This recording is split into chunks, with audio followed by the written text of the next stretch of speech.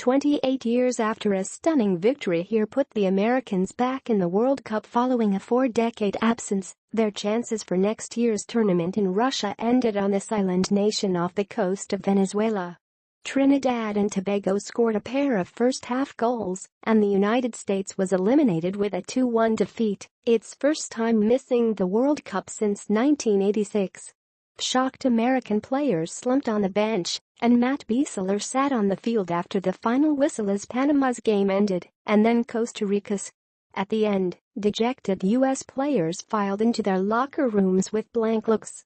The U.S. entered its final qualifier with a berth uncertain for the first time since 1989. Home losses to Mexico last November and Costa Rica left the Americans little margin for error.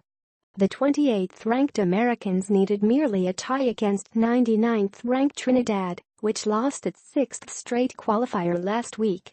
But the defeat, coupled with Honduras's come-from-behind 3-2 win over Mexico and Panama's 2-1 victory over Costa Rica on Ramon Torres's 88th-minute goal, dropped the Americans from third place into fifth in the Six-Nation final round of the North and Central American and Caribbean region. Mexico and Costa Rica already had clinched berths, and Panama claimed the third and final automatic spot and will go the World Cup for the first time. Honduras will meet Australia in a 2-game playoff next month for another spot at next year's 32-nation tournament.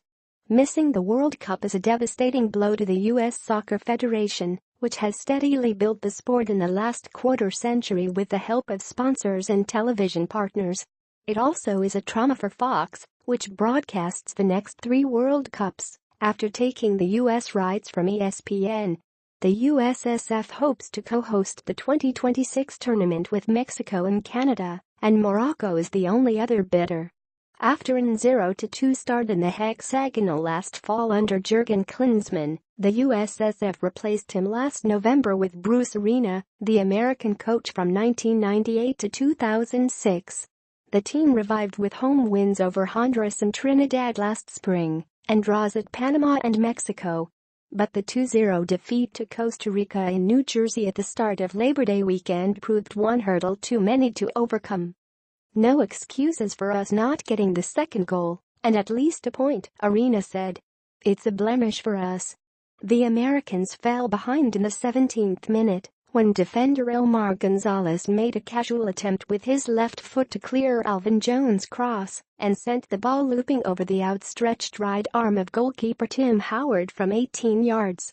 Jones doubled the lead in the 37th with a 35-yard strike, again to Howard's upper right corner, and nearly scored another in the 44th, when his swerving shot bounced off Howard's chest and spilled into the penalty area. Christian Pulisic, the Americans' 19-year-old star midfielder, scored in the 47th minute from the arc with a right-footed shot. He played a role in 12 of the 17 Americans' goals in the hexagonal.